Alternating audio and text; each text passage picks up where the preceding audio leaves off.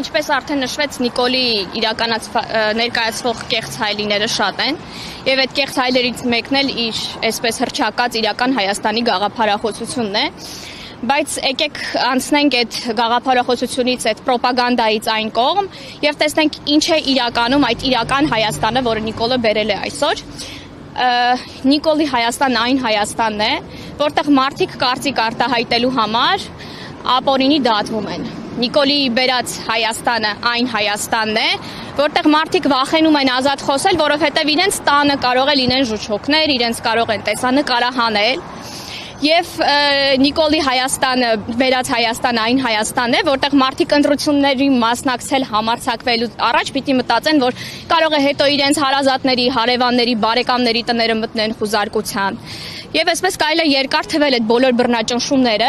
եւ բազմաթիվ մարդիկ, որոնք որ մինչ այսօր սատարում են Նիկոլին պնդելով, թե Նիկոլը մեզ տանում է դեպի Եվրոպա, խնդրում եմ ասեք, թե այս բոլոր բռնաճնշումները, որ եվրոպական արժեհամակարգում են տեղավորվում, դա նորից հերթական կեղծ թեզերն են, որոնք որ իրականում փաստերով միանգամից հերքվում են։ Եվ այսպես շարունակելով թվարկել, թե ինչ Հայաստան է մեզ բերել Նիկոլը, դա այն Հայաստանն է, որտեղ ինքը փորձում է մեզ կտրել մեր պատմությունից, մեր արմատներից եւ միանգամից կատարում է թշնամի երկրի հրահանգները։ Թշնամի երկրի ղեկավարը հայտարարում է, որ պիտի փոխվի սահմանադրությունը,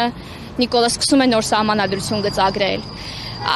Հայտարարվում է Ադրբեջանից, որ եկեղեցին խոչընդոտ է, մեր ուժայինները գրոհում են մայր աթոռը։